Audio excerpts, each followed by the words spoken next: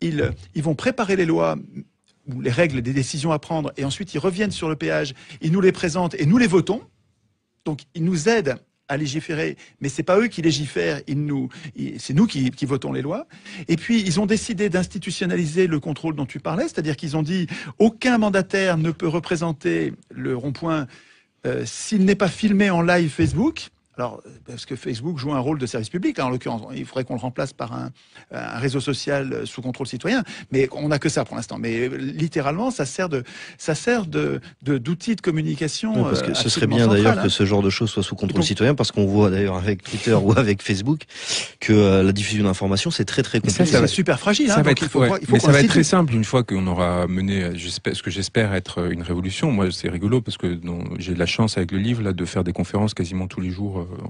Et surtout de voir beaucoup de gens qui viennent, plusieurs centaines de personnes à chaque fois, donc de pouvoir avoir cette chance de faire se rencontrer ces personnes et de pouvoir transmettre un message commun.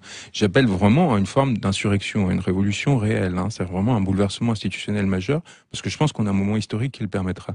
Mais dès le moment que ça interviendra, il sera très facile d'imposer à Facebook un portage des données de tout participant à Facebook, qui forcerait en fait à nous autoriser à basculer les données que Facebook a cumulées sur une nouvelle plateforme qui serait créée à l'échelle nationale en France, qui serait ouverte évidemment libre de droit, etc.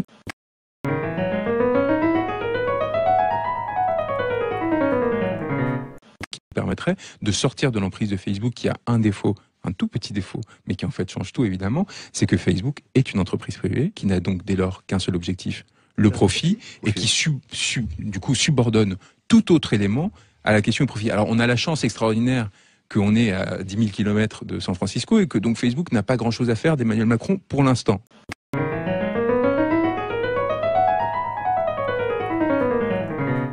Parce qu'ils préfèrent, en gros, si on fait une révolution, mais que ça leur permet de gagner de l'argent, ils seront très contents pour nous. À moins qu'il y ait une intervention politique de suffisamment haut niveau, notamment auprès de la Maison-Blanche, qui fasse que par ricochet, Facebook voit que sa position est menacée, etc.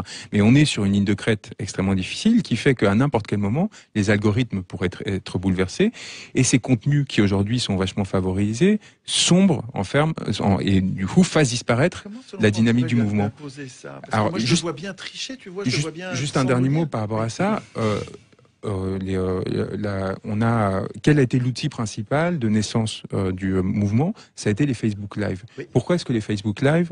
Est-ce que c'est parce que tout d'un coup, la cuisine de Maxime a été considérée comme une œuvre d'art majeure qui nous fascinait extraordinairement? Non, évidemment. Quoique. Évidemment, le charisme de Maxime. Je confirme que si ma femme entend, ma cuisine, c'est loin d'être une œuvre d'art. Évidemment que le charisme de Maxime a joué un rôle fondamental. Mais par ailleurs, de Maxime, d'Éric, etc. Facebook Live, en fait, a survalorisé et continue de survaloriser les Facebook Live. Pourquoi? Parce que c'est du contenu créé sur la plateforme et que du coup, ça amène les gens à rester sur la plateforme. Évidemment. Et à consommer de la publicité. Et donc, ils mettent en avant ces contenus par rapport aux autres qui font que du coup, on a cet avantage aujourd'hui sur les pouvoirs institués qui, eux, s'appuient sur les médias mainstream, etc. et qui font qu'ils sont moins favorisés sur Mais c'est extrêmement fragile, c'est extrêmement précaire. C'est-à-dire, à n'importe quel moment, un changement d'algorithme peut nous effondrer et faire qu'on sera en grande difficulté pour continuer...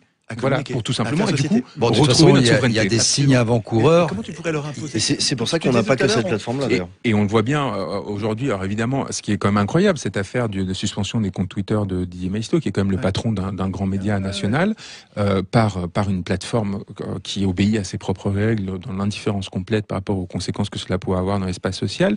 C'est quand même hallucinant, l'impuissance dans laquelle ça nous met. Une semaine plus tard, l'impossibilité de rétablir un compte social important, l'un des seuls sur Twitter qui, dans l'espace institutionnel, est favorable aux Gilets jaunes, comme par hasard. On imagine bien le nombre de signalements provenant de proches du gouvernement qui ont dû intervenir pour le faire suspendre. C'est une opération qui est commandée, probablement par la team Macron. Je dis pas du tout que l'Élysée a parlé à Twitter. Non, je pense pas. Je pense vraiment qu'ils ont joué des règles internes de Twitter pour essayer voilà. Et donc, à partir de là, on est sur une dépendance qu'il faut absolument régler. Comment est-ce qu'on l'impose? Encore une fois, tout simplement parce que l'on est un marché extraordinaire. On est la 6e puissance mondiale, mais surtout, en termes de marché publicitaire, on est le 2e marché publicitaire au monde.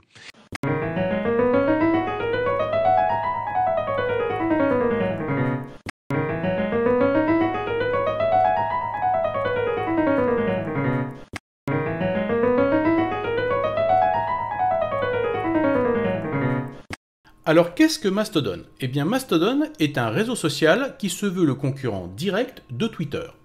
Il a été créé par un jeune Allemand de 24 ans, Eugen Rochko, qui a donc créé ce réseau en 2016. À l'heure actuelle, ce réseau a énormément de succès et permet donc d'avoir un réseau social décentralisé. Donc commençons par le réseau Twitter, que vous devez certainement très bien connaître, et qui donc est un réseau centralisé sur lequel des utilisateurs créent un compte et peuvent envoyer des courts messages de 140 caractères à leurs abonnés ou à toutes les autres personnes utilisant Twitter. Voyons maintenant à quoi ressemble le réseau Mastodon. Alors comme vous le voyez ici, il n'y a pas une seule instance, mais plusieurs instances de Mastodon. En effet, la particularité de Mastodon, c'est que n'importe qui peut créer une instance de Mastodon. Ça peut être une association, une entreprise ou même un particulier. Donc ici, le noyau central a été éclaté en plusieurs petites instances. Et ces instances sont fédérées entre elles, c'est-à-dire qu'elles vont s'échanger les messages qui sont envoyés par les utilisateurs. Donc on parle ici d'un réseau fédéré. Donc répondons à quelques questions de base. Est-ce que Mastodon permet d'être anonyme? Non. Est-ce que Mastodon protège mieux vos données que Twitter? Non plus. Et enfin, est-ce que Mastodon permet de combattre la censure? Eh bien, pas plus. Même si Mastodon, pour le moment, jouit d'une certaine liberté, vous verrez que très prochainement, il y aura de la censure, des comptes qui seront bannis, etc., etc. Pourquoi? Eh bien, tout simplement parce que les instances sont situées chacune dans différents pays et sont donc assujetties aux lois de ce pays. Et vous imaginez bien que des États ne permettront pas plus qu'à Twitter, que Mastodon permette de passer des messages qui sont hors la loi. Donc revenons à Mammoth. C'est une instance que j'utilise personnellement.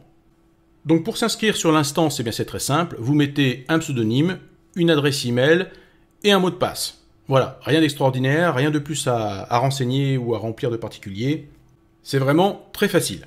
Ensuite, eh bien, une fois que vous avez créé votre compte, eh bien, il suffit de cliquer sur « Se connecter » ici et de taper tout simplement votre adresse email et le mot de passe que vous avez choisi et de cliquer sur « Se connecter » et vous allez vous retrouver immédiatement sur l'instance de Mastodon.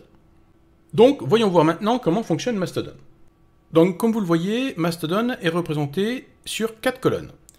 La colonne de gauche vous permet donc de taper un message pour l'envoyer sur le réseau. Ensuite, vous avez la colonne Accueil qui vous montre tous les messages qui sont postés par les personnes auxquelles vous êtes abonné, ainsi que leurs retweets éventuels, etc. Donc ici, vous voyez par exemple que je suis Johanna Rutkowska, qui est donc la créatrice de CubesOS. Donc ensuite, vous avez une colonne sur les notifications, hein, c'est sur le même principe que Twitter, avec toutes les notifications habituelles des gens qui ont répondu à l'un de vos tweets ou de vos poètes, comme vous préférez. Et ensuite, vous avez une colonne qui vous permet donc de voir différents fils, différents flux, en fonction des flux locaux ou globaux. Par exemple, si je clique ici sur fil public local, eh bien je vais avoir tous les poètes ou toutes qui ont été postés sur l'instance mammoth.fr. Donc je vais cliquer sur retour. Si je clique sur fil public global, eh bien là je vais avoir tous les messages qui sont postés sur toutes les instances de Mastodon.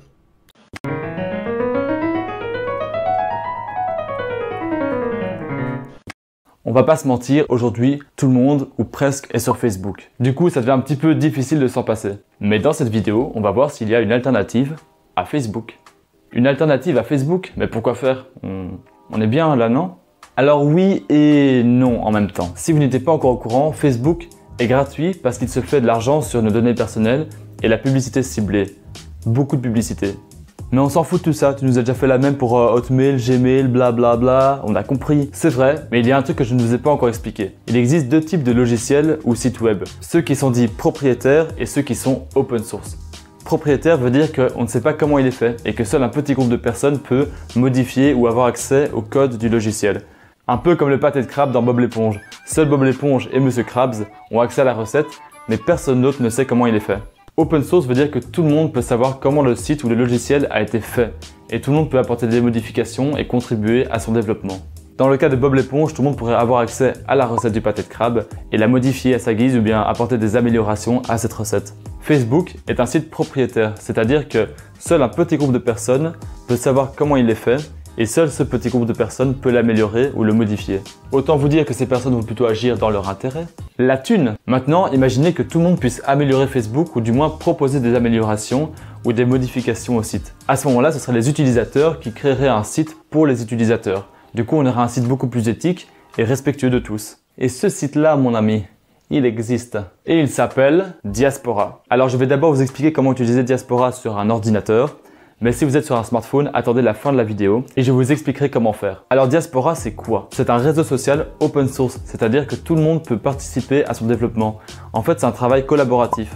En plus de ça, il est gratuit, il n'y a pas de publicité et il est décentralisé.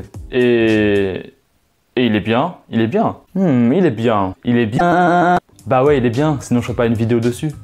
Attends, t'as dit qu'il était décentralisé quoi? Il est décentralisé, c'est-à-dire qu'au lieu qu'il y ait un groupe de personnes qui gèrent les serveurs à un endroit de la planète, eh bien, tout le monde peut créer son propre serveur Diaspora. Par exemple, Monsieur Mondialisation a créé son serveur Diaspora qui s'appelle mondiaspora.net. Mais Jamy, qu'est-ce qu'un serveur au juste? Un serveur, c'est un gros ordinateur sur lequel se trouve le site et auquel on se connecte via Internet pour accéder au site. Quand tu t'inscris sur Diaspora, tu pourras choisir alors entre plusieurs serveurs différents. Et en fonction du serveur que tu choisis, le nom du site sera différent lui aussi. Par exemple, il y a joindiaspora.com, mondiaspora.net ou encore framasphere.org. Ouais, mais c'est compliqué tout ça. Alors c'est vrai, c'est un peu compliqué, mais c'est important de comprendre ce que c'est un réseau décentralisé. C'est la communauté qui va mettre à disposition plusieurs serveurs pour le réseau. Du coup, non seulement les coûts sont mieux partagés, en plus, s'il y a un serveur qui crache, c'est pas tout le réseau qui est compromis, mais juste les personnes qui étaient sur ce serveur-là. Bon, c'est bien joli, mais ça marche comment ton truc là? D'abord, pour faire un compte, tu dois choisir un serveur sur le site podpty.me. Mais pour faire simple, on va prendre le serveur le plus populaire qui s'appelle joindiaspora.com. Ensuite, la procédure est assez simple. Tu décides de t'inscrire, tu crées un pseudonyme, tu mets ton email, ton mot de passe, tu mets un petit code. À l'étape suivante, tu peux décider de mettre ton vrai nom, ton prénom, une photo de profil, les centres d'intérêt, mais c'est facultatif. Une fois votre compte créé, la première chose à faire, c'est suivre la page Alternativons sur Diaspora. Deuxième chose à faire, aller dans les paramètres et les régler un petit peu à votre guise. Moi, je vous conseille de désactiver les notifications par email, sinon vous aurez plein d'emails inutiles dans votre boîte mail. Ensuite, passons au fil d'actualité, parce qu'il est un peu différent que celui sur Facebook. Il y a plusieurs catégories. La première, le flux. C'est là que vous aurez toute l'activité des personnes et des tags que vous suivez. Dans mon activité, c'est là que vous aurez les posts que vous avez aimés ou commentés. Les mentions, c'est là que vous aurez les posts ou les commentaires dans lesquels on vous a mentionné ou tagué en langage Facebook. Mes aspects, c'est là que vous avez vos listes de contacts. Quand vous ajoutez un contact sur Diaspora, vous pouvez choisir de l'ajouter à une liste. Donc vous pouvez par exemple séparer vos amis de vos connaissances, des collègues de bureau. Mais pour faire plus simple, tu peux ajouter tout le monde à la liste amis. Les tags suivis, comme son nom l'indique, vous pouvez suivre des tags. Et dans Activité publique, vous pourrez voir tout ce que tout le monde a posté publiquement sur Diaspora. Ensuite, pour discuter avec des gens, envoyer des petits messages privés. Sur Diaspora, il y a deux systèmes de messagerie. Le premier, il est disponible avec l'icône sur la barre du haut. Ça agit un peu entre une boîte mail et une discussion instantanée. La deuxième, c'est le chat dans la colonne de droite. Par défaut, il est désactivé. Pour l'activer, il faut aller dans Mes aspects, modifier les listes d'amis et cliquer sur l'icône de chat en haut pour qu'elle devienne noire. Par défaut, on est hors ligne. Il suffit de se mettre en ligne et voilà, vous pouvez commencer à chatter avec vos contacts. Alors, moi je vous sens venir. Ouais mais Nicolas, j'ai un smartphone, comment est-ce que je fais? Alors comme Diaspora a été développé pour le web, il n'y a pas d'application officielle sur smartphone.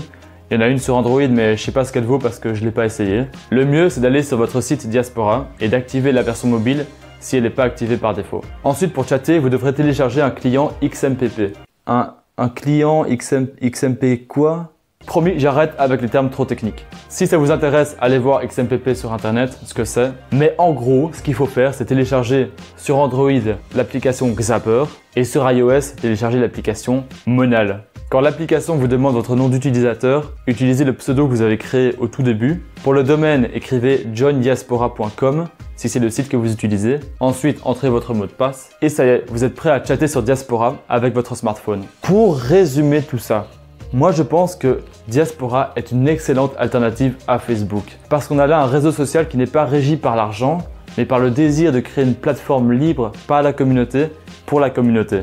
Le seul truc qui manque selon moi, c'est la possibilité de créer des événements, mais je suis sûr que ça arrivera bientôt sur la plateforme. Et toi, dis-moi, qu'est-ce que tu en penses d'une alternative à Facebook? Tu serais prêt à essayer? Dis-le moi en commentaire. J'espère que cette vidéo vous aura plu. Si c'est le cas, n'hésitez pas à mettre un petit pouce bleu, ça fait toujours plaisir. Pour ma part, je vous dis à la prochaine pour une autre vidéo. Adios!